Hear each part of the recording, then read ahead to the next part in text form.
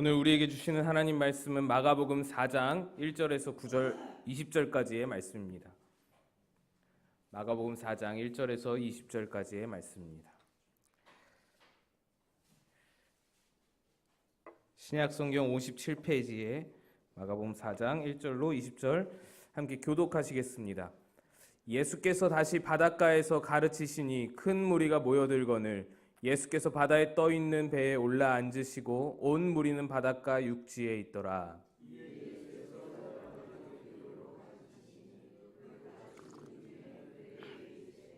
들으라, 씨를 뿌리는 자가 뿌리러 나가서 더러는 흙이 얕은 돌밭에 떨어짐에 흙이 깊지 아니하므로 곧 싹이 나오나 더러는 가시떨기에 떨어짐에 가시가 자라 기운을 막음으로 결실하지 못하였고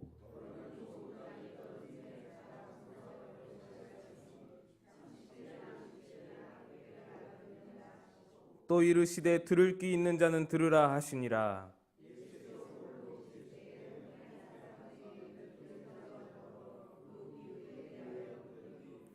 이르시되 하나님의 나라의 비밀을 너희에게는 주었으나 외인에게는 모든 것을 비유로 하나니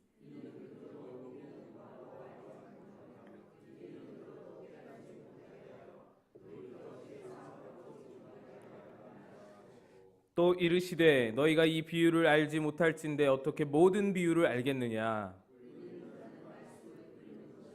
말씀이 길가에 부러졌다는 것은 이들을 가리킴이니 곧 말씀을 들었을 때에 사탄이 즉시 와서 그들에게 뿌려진 말씀을 빼앗는 것이요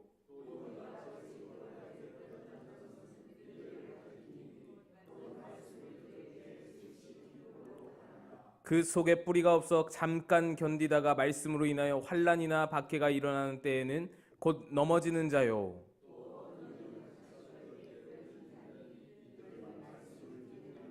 세상의 염려와 재물의 유혹과 기타 욕심이 들어와 말씀을 막아 결실하지 못하게 되는 자요. 땅에 뿌려졌다는 것은 곧 말씀을 듣고 받아 30배나 60배나 100배의 결실을 하는 자니라. 아멘. 할렐루야. 오늘 말씀은 씨 뿌리는 자의 비유입니다. 씨 뿌리는 자의 비유는 요약하면 이렇습니다. 잘 심기고 잘 뿌리 내리고 잘 자라서 열매 맺자.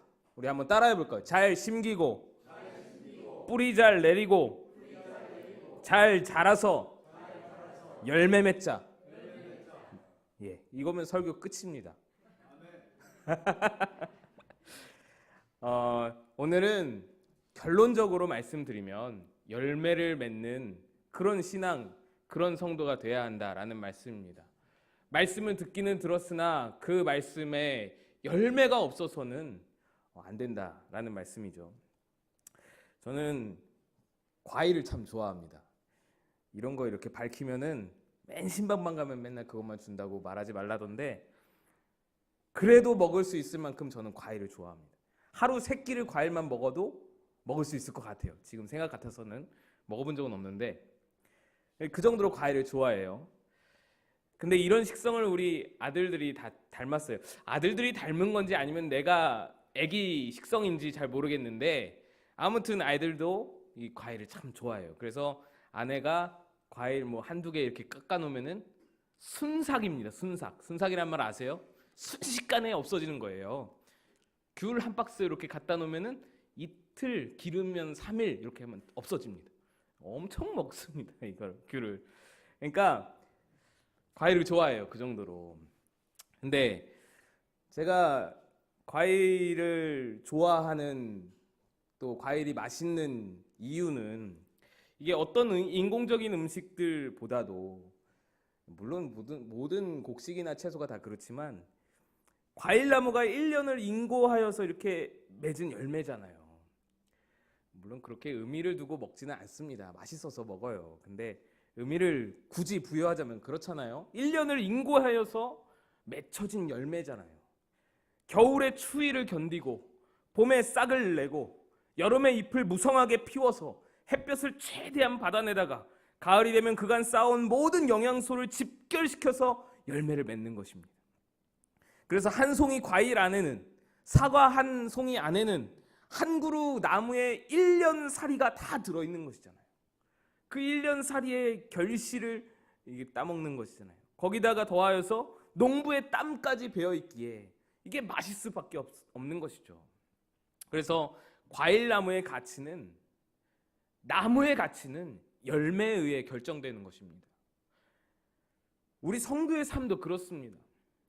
마태복음 7장에 예수님께서도 말씀하십니다. 우리 마태복음 7장 16절에서 20절까지의 말씀을 화면으로 함께 읽겠습니다. 시작. 그들의 열매로 그들을 알지니 가시나무에서 포도를 또는 엉겅퀴에서 무화과를 따겠느냐. 이와 같이 좋은 나무마다 아름다운 열매를 맺고 못된 나무가 나쁜 열매를 맺나니 좋은 나무가 나쁜 열매를 맺을 수 없고 못된 나무가 아름다운 열매를 맺을 수 없느니라. 아름다운 열매를 맺지 아니하는 나무마다 찍혀 불에 던져지느니라. 이러므로 그들의 열매로 그들을 알리라. 아멘. 한편으로는 우리에게 도전이 되고 또 우리에게 열매를 맺어야겠다 깨우침을 주는 말씀이지만, 한편으로는 또한 무시무시한 말씀입니다. 열매가 맺혀지지 않으면 찍혀서 불에 던져 사르리라 말씀하십니다. 우리의 삶의 열매로 하나님께서는 우리의 삶의 가치를 평가하신다라는 것입니다. 열매 맺는 것이 우리의 목적 그 자체는 아닐지 몰라도 분명한 것은 우리가 올바르게 성도의 삶을 살아간다면, 올바르게 길을 걸어간다면 분명히 열매는 맺혀진다라는 것입니다. 오늘 본문에서 예수님은 4가지 뿌려진 씨앗의 예화로 어떻게 하면 우리가 열매 맺는 삶을 살 수 있는지를 말씀해주고 있습니다. 예수님께서 예화로 말씀을 하시고 바로 제자들에게 또한 해석을, 설명을 해주십니다. 그런 비유가 많지 않은데 오늘 말씀에는 그렇게 설명까지 해주십니다. 그 예수님의 해설을 들어보면 씨 뿌리는 자는 복음 전파자입니다. 혹은 말씀 선포자를 의미합니다. 또 씨앗은 복음을 의미합니다. 또는 말씀을 의미합니다. 밭은 청중들의 마음을 의미합니다. 예수님은 당시에 가시는 곳마다 설교를 했습니다. 때로는 치유도 하시고 축기 사역도 하셨지만 예수님이 메인으로 생각하셨던 것은 바로 이 말씀을 가르치시는 사역이었습니다. 어딜 가나 그래서 말씀을 가르치셨어요. 어딜 가나 회당에 들어가셔서 말씀을 가르치셨습니다. 그런데 그렇게 가르치시다가 보니 보이시는 겁니다. 청중들의 마음이 보이시는 거예요. 청중들의 마음밭이 다 보이시는 겁니다. 어떤 이는 듣는 대로 다 받아들여서 쏙쏙쏙쏙 받아들여서 흡수하여서 자신의 삶에 적용하고 그리고 예수님의 제자로 거듭나는가 하면, 어떤 이는 듣는 것마다 다 튕겨내고 어떤 이는 듣는 것마다 다 책 잡을 것들을 발견하고 책 잡아서 궁지로 어떻게 하면 몰아넣을 그런 꼬투기를 찾고 있고, 그렇게 어떤 자세로 말씀을 듣고 있는지, 그들의 마음밭이 어떠한지를 예수님은 다 보셨던 거예요.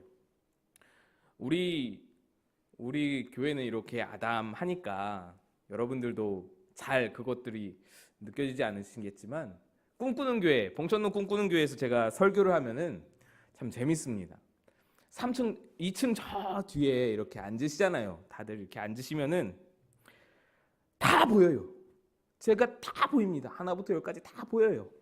뭐 휴대폰을 하는지 카톡을 보내는지 얘기를 하는지 주보를 보고 뭘 하는지 다 보입니다. 근데 재밌는 건 안 보이는 줄 알아요. 자신이 안 보이는 줄 알아요.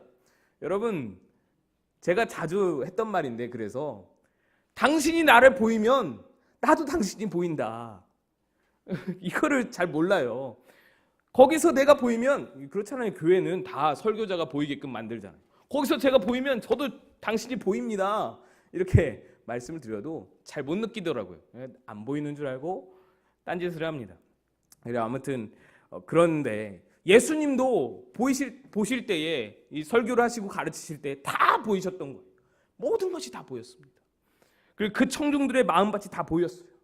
그것을 보시고 오늘 4가지 뿌려진 씨앗의 예화를 말씀하시게 된 것입니다. 여기서 우리가 한 가지 유념해야 할 것이 있습니다. 예수님이 뿌려진 씨와 그 밭의 예화를 말씀하시면서 열매가 맺어지고 안 맺어지고에 대하여서 온전히 그 밭에 책임이 있는 것처럼 그렇게 말씀을 하세요. 아니, 밭에 책임이 있다고 말씀을 하십니다. 여러분 생각해 보시면 그렇지 않을 수도 있잖아요. 씨앗이 불량일 수도 있잖아요. 씨 뿌리는 자가 잘못 뿌렸을 수도 있잖아요. 그런데도 예수님은 씨 뿌리는 자, 즉 예수님을 포함한 모든 설교자와 복음 전파자는 열매 맺지 못하는 것에 대해서 책임이 없고 전적으로 청중의 마음 상태가 불량하기 때문에 열매를 맺지 못하는 것이다 라고 말씀하는 듯이 보입니다. 그런데 그것은 오해이고요. 오늘 예화는 이 말씀을 받는 마음밭에 포커스를 둔 것이에요. 말씀을 받는 마음밭에 단순히 포커스만 둔 것이지 책임 유무를 말하는 것이 아닙니다. 예수님께서 밭에만 책임이 있다고 말하듯 그렇게 느껴질 정도로 강경하게 우리 청중들의 입장에서 불친절하게 그렇게 느껴지도록 말씀하시는 것은 그토록 열매를 맺느냐 못 맺느냐에 관해서 마음밭의 상태가 중요하다는 것을 강조하기 위함입니다. 그 강조의 표현으로 말씀을 하신 것이지 책임 유무가 온전히 밭에만 있다는 것이 아니에요. 씨 뿌리는 자에게서도 책임이 있을 수 있습니다. 그렇죠. 근데 어쨌든 예수님은 지금 마음밭이 중요하다 강조하고 계시는 것입니다. 가끔 아주 가끔 제 설교를 듣고는 은혜 받았습니다 라고 말씀하시는 분이 계십니다. 감사한 일이죠. 마음밭이 얼마나 아름다우신지 얼마나 좋으신지 모릅니다. 저도 이제 설교를 마치고 녹화한 영상을 봅니다. 모니터링을 합니다. 뭐 이렇게 안 할 때도 있지만 못 할 때도 있지만 가끔 합니다. 근데 솔직히 저는 잘 모르겠어요. 은혜가 잘 안 됩니다. 마음이 강팍하니까 그런 거죠. 제가 청년부 시절에 제가 청년부 담당할 때에 어느 지체가 찾아왔어요. 참 신기한 일이 있었는데 그 지체가 찾아와서는 목사님 작년 이맘때에 이런 제목으로 설교하셨죠? 이런 제목으로 설교하셨죠? 제가 이번에 무슨 일이 있었는데 그 설교가 기억이 났어요. 제가 들을 때도 너무너무 은혜를 받았는데 제가 이번 일을 겪으면서 그때 그 설교가 생각이 나면서 너무너무 힘이 되는 거예요. 이렇게 얘기를 하는 거예요. 제가요 속으로 무슨 생각을 했냐면 이게 뭐지? 라는 생각을 했어요. 도대체 뭘까? 그걸 어떻게 기억했을까? 그런 생각이 드는 거예요. 제가 왜 그런 생각이 들었냐면 목사님 그때 이런 제목으로 설교하셨죠? 라고 물어볼 때 저는 처음 듣는 제목이었어요. 내가 그런 제목으로 설교를 했다고? 싶을 정도로 처음 듣는 제목이었는데 근데 그 자매는 그 내용까지 술술술 기억하면서 막 얘기를 하는 거예요. 그래도 저는 기억이 잘 안 나는 거예요. 그래서 아는 척하면 그랬지 하면서 연기를 하면서 거짓말을 또 했었습니다. 막 아는 척하고 그랬냐고 아유 감사하다고 좋다고 그러고 나서 보냈는데 제가 그때 느낀 것이 있어요. 아 설교를 전하는 자도 씨를 뿌리는 자도 그 씨가 제대로 심겨지지 않아서 잃어버리는데 그렇잖아요. 저는 잃어버렸습니다. 저는 그 씨를 잃어버린 거예요. 그 씨를 전하면서도 뿌리면서도 내 마음밭에도 뿌렸겠지만 나는 잃어버린 거예요. 그런데 어떤 밭은 그 뿌려진 씨가 심겨지고 건강한 나무가 되어서 1년이 넘게 지나도록 열매를 계속해서 맺고 있는 거예요. 삶 가운데 적용하고 삶 가운데 그 말씀을 끌어다가 능력으로 삼는 거예요. 그래서 그 말씀으로 힘을 얻고 있는 거예요. 놀라운 것이죠. 여러분 이게 좋은 마음밭의 능력입니다. 100년 전에 우리나라 신앙의 선조들은 정말 열악한 환경에서 신앙생활을 했습니다. 교회 건물이 따로 있겠어요. 가정집에 모여서 때로는 천막 하나 쳐두고 그냥 의자도 따로 없이 목사님 그 강대상만 하나 두고 바닥에 그냥 맨바닥에 앉아서 거적대기 하나 깔고 그렇게 예배 드리고 했었잖아요. 목사님에게 딜리버리 스킬이 있겠습니까? 전달력이 있겠습니까? 마이크라도 제대로 있겠습니까? 목사님도 갓 이제 막 신학교 공부하시면서 국어책 읽듯이 그냥 읽어 내려가시는 그런 설교에 그런데 거기서 1907년 대각성이 일어나는 거예요. 전국의 회개운동이 막 일어나는 거예요. 우리로서는 상상할 수 없는 일이죠. 그 부흥의 위대한 그 부흥의 힘이 어디서부터 출발했느냐? 바로 좋은 마음밭부터 시작한 것입니다. 이게 좋은 마음밭의 위대함인 거예요. 예수님은 오늘 바로 그 말씀을 하시고자 하는 것입니다. 씨 뿌리는 자에게도 책임이 있으나 또 씨앗 자체에도 책임이 있을 수 있으나 마음밭이 좋으면 위대한 일은 분명히 일어난다라는 것이죠. 열매는 분명히 맺혀진다라는 것입니다. 말씀을 보시면 4가지 종류의 밭이 나옵니다. 길가, 돌밭, 가시떨기, 좋은 밭입니다. 먼저 길가를 살펴보면 이렇습니다. 4절, 뿌리새 덜어는 길가에 떨어짐에 새들이 와서 먹어버렸고. 길가는 심기는 것에 관련되어 있습니다. 씨앗이 심기는 것에 관련되어 있습니다. 길가의 특징은 땅이 딱딱하다라는 것입니다. 길에 사람도 다니고 마차도 다닐 것이고 수레도 다닐 것이고 짐승들도 다니니 얼마나 단단해지겠어요. 비가 내리고 또 밟고 비가 내리고 밟고 하니 딱딱해지는 것입니다. 그래서 씨앗이 떨어져도 땅속에 파고들지 못하고 심겨지지 못하고 그냥 막 떼굴떼굴 굴러다니다가 사람들에게 밟히거나 새들이 쪼아 먹게 되는 것이죠. 딱딱한 땅이 씨앗이 심겨지지 않게 방해하듯이 이 길가는 닫혀진 마음, 교만한 마음을 의미하는 것입니다. 그 닫혀진 마음이 말씀이 심겨지는 것을 방해하는 겁니다. 예수님의 해석이 이렇습니다. 15절입니다. 말씀이 길가에 뿌려졌다는 것은 이들을 가리킴이니 곧 말씀을 들었을 때에 사탄이 즉시 와서 그들에게 뿌려진 말씀을 빼앗는 것이요. 길가의 마음은 어떠한 마음이냐? 길가에는 지나다니는 사람이 많습니다. 사람의 왕래가 많습니다. 지나다니는 짐승이 많습니다. 짐들, 화물들이 많이 왔다 갔다 합니다. 평소에 마음에 드나드는 것이 많습니다. 여러 가지 잡다한 지식도 많이 드나들고 인터넷이나 책을 통해서 내 마음에 드나드는 것이 많습니다. 관심사도 많고요. 그러면서 여러 가지 지식과 생각들이 왔다 갔다 합니다. 그런데 그렇게 드나드는 지식들과 여러 가지 생각들이 마음을 굳어지게 하는 거예요. 다른 것들에는 관심이 많은데 말씀에는 관심이 점점 없어지는 겁니다. 또는 여러 가지 지식들이 쌓이면서 말씀의 신빙성을 약화시키는 겁니다. 말씀이 믿겨지지가 않는 것입니다. 교만하여지고 마음이 높아져서 말씀을 하찮게 여기게 되는 것입니다. 그래서 말씀이 아무리 전파되어도 이런 영적인 이야기는 어떤 가치를 느끼지 못하는 그런 마음 상태인 것이죠. 관심이 없어서 또는 너무 교만해져서 말씀을 다 차단해버리는 겁니다. 말씀이 절대로 뚫고 들어가지를 못합니다. 다 튕겨져 나가는 것이죠.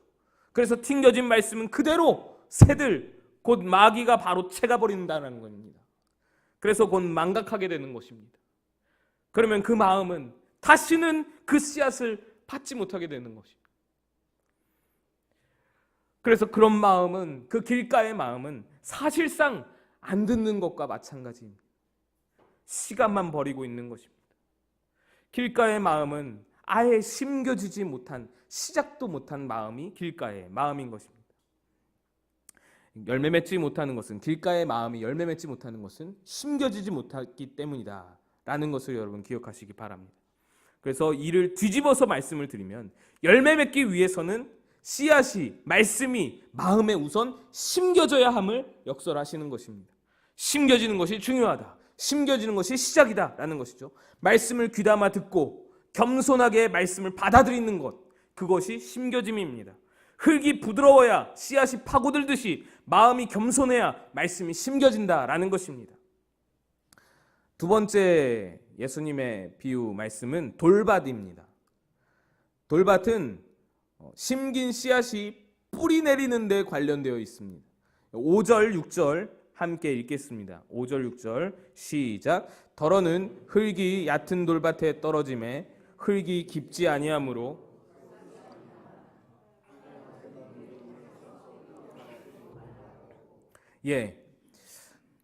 돌밭은 심긴 씨앗이 뿌리 내리는 데 관련되어 있다 말씀드렸습니다. 이 돌밭은 우리가 생각하는 자갈밭이 아닙니다. 자갈돌밭 있잖아요. 이렇게 조그만한 돌들이 막 깔려있는 그런 자갈밭을 의미하는 게 아니고 큼직한 바위들, 큼직한 돌들, 그런 바위들이 큼직큼직하게 있는 그런 밭을 의미합니다. 그러니 말도 안 되죠. 거기다가 누가 씨를 뿌리겠어요. 그런데 어떤 부위는 이 바위들이 숨겨져 있습니다. 땅 속에 숨겨져 있습니다. 그래서 땅 위로는 흙이 어느 정도 덮여 있는데 땅 속으로는 큰 돌들이 박혀 있는 그런 돌밭을 의미하는 것입니다. 커다란 돌이 땅 속에 깊숙이 박혀 있어서 흙이 쌓여 있는 듯 보여도 아주 얇게 쌓인 그런 밭인 것이죠.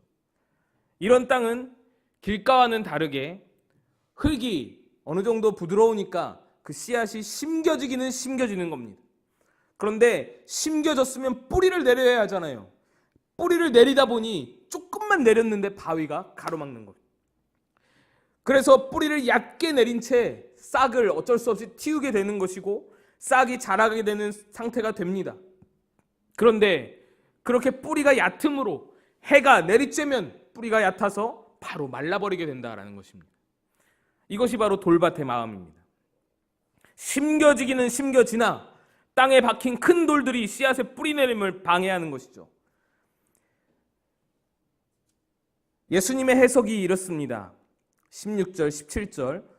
또 이와 같이 돌밭에 뿌려졌다는 것은 이들을 가리킴이니 그 곧 말씀을 들을 때에 즉시 기쁨으로 받으나 심겨지는 것이죠. 그 속에 뿌리가 없어 잠깐 견디다가 말씀으로 인하여 환난이나 박해가 일어나는 때에는 곧 넘어지는 자요. 이 마음속에 박혀있는 큰 돌들은 내 마음속에 비성경적인 세상적인 가치관, 세계관을 의미합니다. 어찌됐든 말씀이 뿌리 내리는데 방해를 하는 것이 모든 것이 다 돌들입니다. 어려서부터 굳어져 온 그런 가치관이 큰 바위처럼 이미 내 마음속에 깊이 자리를 잡고 있습니다. 그래서 새로운 성경의 가치관이 들어와도 그것을 뿌리 내리는데 방해하는 것이죠. 돌밭의 마음은 말씀을 듣는 순간에는 은혜를 받습니다. 말씀이 은혜롭다. 말씀이 깨달아집니다. 말씀이 심겨지는 것이죠. 마음밭에 심겨집니다. 그러나 교회 문을 나서는 순간 다시 자신의 가치관이 자기를 지배하는 것이죠. 게다가 힘이 들거나 어려운 일이 있으면 은혜 받았던 말씀대로 뭔가 이겨내려 하거나 극복하려 하거나 그 말씀을 적용하거나 그런 어떤 마음이 되는 것이 아니라 다시 자신의 가치관대로 자기 굳어진 생각대로 그 방식대로 살아가게 되는 것입니다. 쉽게 말해서 말씀의 은혜는 받아도 말씀대로 살아갈 의지는 희박한 그런 마음밭이 돌밭입니다. 세상에 누릴 것이 너무나 많죠. 바쁘기도 엄청 바쁘고 재미난 것도 많습니다. 그것들을 누리는 것이 나쁘다라는 건 아닙니다. 문제는 세상에 누릴 것도 많고 세상에 즐길 것도 많고 재미난 것도 많은데 말씀도 복음도 여러 가지 즐길 거리 중에 하나 정도로 생각한다면 큰 문제입니다.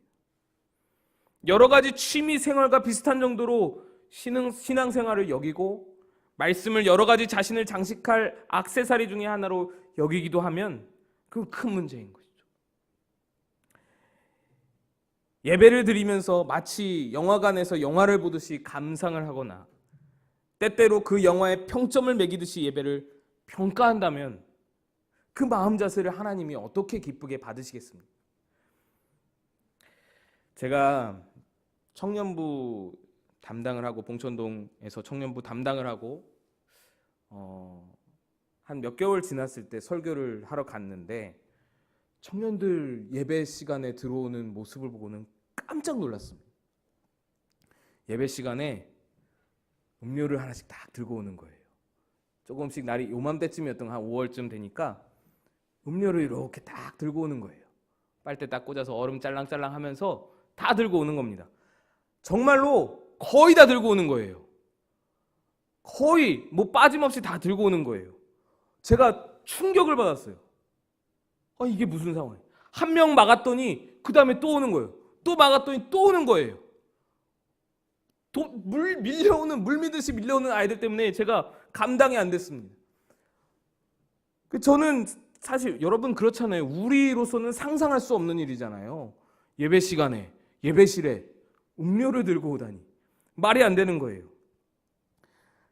근데 제가 들고 가지 말라, 예배실에는 못 들어간다라고 얘기를 했더니 잘 이해를 못 하더라고요. 왜요, 목사님? 저 안 흘릴게요. 이게 왜 안 되는지 잘 이해를 못 하는 거예요. 그 친구들은 이거를 들고 대학교 강의실도 들어가거든요. 교수님 강의하실 때 쪽쪽쪽쪽 빨면서 이제 듣는 거잖아요. 그러니 뭐 일상이잖아요. 뭐 영화관에서, 뭐 사무실에서 일할 때, 학교에서 공부할 때, 뭐 도서관에서 공부할 때 항상 마시니까 예배 때도 아무렇지 않은 거예요. 제가 뭐 어느 정도 좀 타협점을 찾아서 그래, 음료 들고 들어오는 거 그래, 그거 뭐 그럴 수 있다라고 생각을 하면서 받아들였어요. 그런데 제가 그 아이들에게 정말로 계속해서 주지시켰던 것은 뭐냐면, 너희가 이 음료를 들고 오면서 영화관 들어오듯이 들어오면 절대로 안 된다. 이것은 하나는 분명히 그 아이들에게 말해줬습니다. 예배당 들어가면서 영화관 들어오듯이 들어오면 어쩌나 싶은 거예요. 얘들이 대학교 강의 들어가듯이 예배당에 들어가면 어쩌나 하는 생각이 드는 거예요. 여러분 그렇잖아요. 예배의 주체가 누구입니까? 예배는 주체가 나입니다. 나 자신이에요. 예배는 드리는 자가 나입니다. 근데 내가 관람자라고 생각하면은 그건 예배가 아닌 거예요. 그게 걱정이 되는 거예요. 이 청년들 두고서 얘네들이 혹시 자기들을 관람자로 여기는 것 아닌가. 예전에 그 유행하던 슈퍼스타 K, 여러분 아실 거라 생각합니다. 무대에서 사람들이 막 노래를 부르고 뽐내면 그것을 심사하는 심사위원이 있잖아요. 여러분 예배가 슈퍼스타 K라면 예배자의 자리, 여러분의 자리, 저와 여러분의 자리는 어디인가요? 관람석인가요? 심사위원석인가요? 아니죠. 찬양대는 무대일 수 있어요. 설교자는 무대일 수 있어요. 그건 이해가 돼요. 회중요. 우리 회중들, 여러분들은 자리가 어딘가요? 여러분들도 무대인 겁니다. 우리도 다 무대인 거예요. 왜냐? 예배는 내가 드리는 것이니까. 그러면 심사위원석에는 누가 앉아 계십니까? 하나님이 앉아 계시는 거예요. 예배를 평가하는 분은 오로지 하나님뿐이신 것이죠. 예배를 받으시는 분은, 관람석에 앉아 계신 분은 오로지 하나님 한 분이신 겁니다. 예배는 하나님께 우리가 드리는 것입니다. 그런데 때때로 우리가 심각한 착각에 빠지는 것이죠. 찬양대를 구경하고 관람하고 설교자의 설교를 관람하고 그런 어떤 마음으로 우리가 찾아올 때가, 그런 함정에 빠질 때가 종종 있다라는 것이죠. 제가 그래서 그 청년들한테 이 이야기를 정말 귀에 못이 박히도록 이야기했던 기억이 있습니다. 그러면 안 된다. 그러면 안 된다. 음료 들어오는 거 그래, 그럴 수 있다. 너희들 문화라면 내가 받아들이겠다. 그런데 너희 마음만큼은 절대 그러지 말아라. 네가 예배해야 하는 것이다. 예배가 끝나고도 너의 입술로 예배 함부로 평가하지 말아라. 예배의 평가는 하나님께서 하시는 것이다. 너희가 하는 게 아니야. 너희는 예배를 드리는 자야. 너희의 예배 드림으로 말미암아 오늘 예배가 좋았어 라고 말하실 자격이 있는 분은 하나님이시다. 너희가 아니야. 이 말을 제가 얼마나 많이 했던지 모릅니다. 여러분, 우리의 자리는 최상의 것으로 하나님께 올려드리는 예배하는 자리가 되어야 할 줄로 믿습니다. 돌밭의 마음은 무서운 것이 예배를 하나의 즐기는 자리로 여길 수 있는 것인 거죠. 말씀이 내 삶에 적용되고 실천되지 않아도 그냥 그 말씀이, 그 예배가 나를 잠깐 동안만 즐겁게 해주면 되는 거예요. 잠깐 동안만 감격에 빠지게 해주면 되는 거예요. 그게 돌밭의 마음인 거예요. 저도 여러분에게도 조금씩 다 있는 부분입니다. 말씀이 깊이 있게 뿌리 내리지를 못하니 실천할 수가 없습니다. 그러니까 환난이나 박해가 올 때에도 이겨낼 능력이 없습니다. 그래서 낙심하고 좌절할 수밖에 없는 것이죠. 그렇게 말씀을 많이 들었어도 능력으로 힘을 발휘하고 상황을 이겨낼 그런 말씀이 내 안에 없는 것이에요. 이미 뿌리를 다 잃어버리고 뿌리 내리지 못하고 다 말라져 버린 것이죠. 돌밖에 없으니까요. 그래서 우리 안에 있는 세상적인 가치관, 그런 어떤 비성경적인 가치관들이 깨지기 전에는 말씀이 뿌리를 내릴 수 없는 것입니다. 십자가 앞에서 내 가치관, 내 세계관이 무너져야 말씀으로 새롭게 될 수 있는 것입니다. 그래서 말씀을 듣고 은혜를 받고 깨달았으면 교회를 나가서도 월요일에서 토요일까지도 내가 의지적으로 말씀을 붙들 수 있어야 합니다.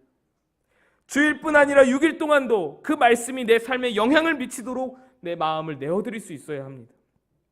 그것이 뿌리 내리는 것이고 그것이 열매 맺는 과정인 줄로 믿습니다. 세 번째로 예수님은 가시떨기에 대해서 말씀을 하십니다. 7절입니다. 더러는 가시떨기에 떨어짐에 가시가 자라 기운을 막음으로 결실하지 못하였고, 가시떨기밭은 줄기가 자라는 데 관련이 되어 있습니다. 자, 길가는 심기는 데 관련되어 있었고, 돌밭은 뿌리가 내리는 데 관련되어 있었고, 가시떨기밭은 줄기가 자라는 데 관련되어 있다라는 말씀입니다. 가시떨기는 땅이 부드럽습니다. 그 씨앗이 잘 심깁니다. 그리고 땅 속에도 다른 것이 걸리는 것이 없어서 뿌리를 깊이 잘 내립니다. 그런데 문제는 싹이 나서 줄기가 자라는데 자라날 공간이 없습니다. 자라면 자랄수록 가시에 찔립니다. 막힙니다. 심지어 가시떨기에 햇볕을 받지 못해서 다 못 자라고 싹은 기운을 다하게 됩니다. 예수님이 이에 대해 해석해 주십니다. 18절 19절입니다. 또 어떤 이는 가시떨기에 뿌려지는 자니 이들은 말씀을 듣기는 하되 세상의 염려와 재물의 유혹과 기타 욕심이 들어와 말씀을 막아 결실하지 못하게 되는 자요. 가시떨기는 우리 마음속에 탐욕 또는 걱정, 근심을 말합니다. 여러분, 탐욕과 걱정, 근심이라고 말씀드리니까 따로따로인 것 같지요. 그런데 사실은 탐욕과 걱정은 연결되어 있습니다. 걱정이 많다라는 것은 바꾸어 말하면 욕심이 많다라는 것으로 말할 수도 있는 것이죠. 저는 걱정이 많은 부분이 있습니다. 사람마다 그런 부분이 있잖아요. 걱정이 많아지는 부분이 있습니다. 저에게는 걱정이 많은 부분이 말씀드리기 부끄럽지만 저분이 나를 어떻게 생각할까라는 부분이 굉장히 걱정이 많습니다. 그 반대로 말하면 무엇인가요? 그 부분에 욕심이 많은 거예요. 인정받고 싶고 칭찬받고 싶은 욕심이 많다라는 것입니다. 저도 저를 잘 압니다. 그걸 느껴요. 그 부분에 욕심이 많다 보면 걱정이 되는 거예요. 아, 내가 이런 말을 한 게 저분이 상처받으면 어떡하지? 나를 안 좋게 생각하면 어떡하지? 이런 마음이 많은 거예요. 이것뿐이겠습니까? 무언가를 완벽히 해내고자 욕심이 있으면 걱정이 되는 거예요. 칭찬받고 인정받고자 하는 욕심이 있으면 걱정이 생기는 거예요. 재물에 대한 욕심이 많으면 걱정이 생기는 거예요. 욕심이 걱정과 연결되어 있다는 것입니다. 오늘 말씀의 가시떨기는 어떨 때는 우리 마음속에 걱정과 근심으로, 어떤 때는 탐욕으로 모습을 드러냅니다. 예배 중에 말씀의 은혜를 받습니다. 그리고 그 말씀을 삶에 적용해야 할 의지도 가지고 있습니다. 그래서 의지적으로 결단하고 실천하려고 노력을 합니다. 그런데 정작 실천을 하는 중에서 잘 나아가다가도 하나 걸리는 순간에 넘어지게 되는 거예요. 그 걸리는 것이 무엇이냐? 때로는 욕심이고 때로는 걱정인 것이죠. 이런 모습은 정말 안타깝고 정말 슬픈 현실입니다. 대부분의 신앙인들이 자신의 신앙에 대해서 좌절하고 절망하는 자리가 바로 이 자리입니다. 말씀의 은혜를 받았고 그 말씀대로 살고 싶으나 현실에 대한 염려와 욕심 때문에 자라날 동력을 잃어버리고 어느 순간 말씀의 싹은 시들어 죽어버리는 것입니다. 여러분, 이 세 가지의 마음, 길가와 돌밭과 가시떨기의 마음을 예수님께서 말씀해 주셨습니다. 이 세 가지 마음은 나는 길가 마음인 것 같아, 나는 돌밭 마음인 것 같아 라고 특정할 수 없습니다. 딱딱 구분되는 것이 아닙니다. 오히려 모두가 복합적으로 되어 있습니다. 그래서 제 마음 하나에도 이 마음 안에 길가에 굳어진 땅과 돌밭에 그 뿌리내리지 못하는 땅과 또 가시떨기의 그 밭이 다 포함되어 있는, 내 마음에 다 있어요. 내 마음 하나에 씨도 심길 수 없는 그런 굳어진 땅과 뿌리를 내릴 수 없는 그런 돌밭의 마음과 어찌어찌 돌을 꺼내어서 뿌리를 깊이 내리고 싹을 틔우고 줄기를 자라다 보니 그 기운을 막아버리는 가시떨기도 우거져 있는 것이죠. 우리 마음에 다 있는 겁니다. 이게 다 있습니다. 제 마음이 이렇습니다. 말씀이 심기고 뿌리를 내려서 줄기가 자라서 열매 맺기까지 여러분 이렇게 방해하는 것이 많다라는 것입니다. 심기는 것을 방해하고 뿌리 내리는 것을 방해하고 줄기가 자라는 것을 방해해서 어찌됐든지 막는 것이 무엇입니까? 열매 맺기를 방해하는 것입니다. 네 번째로 나오는 좋은 밭은 씨앗이 잘 심겨지기도 하고 뿌리를 깊숙이 내리고 무럭무럭 잘 자라나서 30배, 60배, 100배의 열매를 맺는 아름드리 나무가 되는 것입니다. 여러분, 그래서 열매 맺으려면 심기고 뿌리 내리고 자라야 되는 것입니다. 우리 인생에는 광주리가 하나씩 있습니다. 주님 앞에 서는 날 주님은 우리 광주리에 열매가 얼마나 있는지를 아마 확인해 보실 겁니다.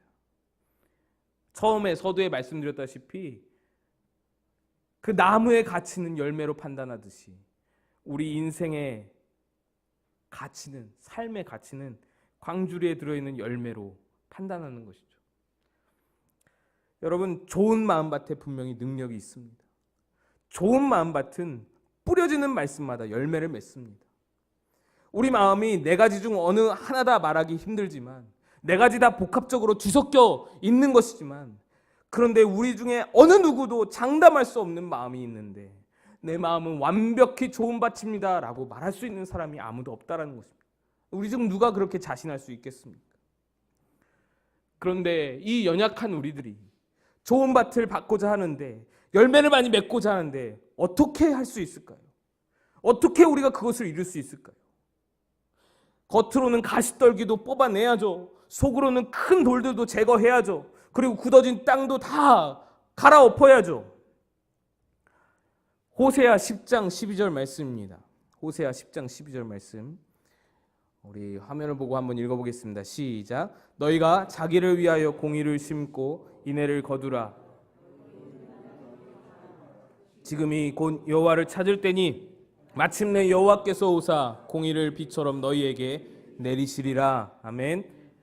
방법이 하나 있는데 기경하는 것입니다. 마음밭을 기경하시는 입니다. 우리에게 필요한 것은 하나님의 기경하심, 하나님의 갈아엎으심입니다. 쟁기를 대고 곡괭이를 대고 우리를 갈아엎으셔야 하는 것입니다. 여러분, 기경이란 단어 아시지요? 밭을 갈아엎는 것을 의미하잖아요. 쟁기질로, 곡괭이질로 땅을 갈아엎고 또 깊이 박혀있는 돌은 골라내고 뽑아내고 잡초와 가시들도 다 뿌리채 다 뽑아내야 좋은 밭이 되는 것입니다. 그런데 그것은 땅이 스스로 할 수가 없는 거예요. 농부 대신 하나님께서 해주셔야 합니다. 농부 대신 하나님께서 때로는 성령의 역사로 우리를 기경하여 주십니다. 때로는 어려움으로 우리를 기경하여 주십니다. 아픔으로, 때로는 질병으로, 자녀의 문제로, 경제적인 문제로 우리를 기경하십니다. 기경하여서 최종적으로 하나님께서 우리의 밭을 만들고자 하시는 것은 좋은 밭입니다. 겸손해지고 갈급해지면서 기똥찬 설교가 아니더라도 항상 찬송 하나만 불러도, 찬송과 가사 하나에도 은혜 받을 수 있는 그런 마음밭이 되게 하나님께서 기경하여 주시는 것입니다. 이 일을요, 하나님께서 해주십니다. 그런데 언제 해주시나요? 하나님께서 어떨 때 해주시나요? 우리가 우리 밭을 하나님께 내어드릴 때 하나님이 기경해 주시는 거예요. 내 마음을 기경해달라고 하나님께 내어드리면 하나님께서 갈아엎어 주시는 것입니다. 여러분, 병원에서 수술할 때 의사를 못 믿겠다고 자기 몸을 내어 맡기지 않으면 아무리 유능한 의사라도 수술을 시작을 할 수가 없는 것입니다.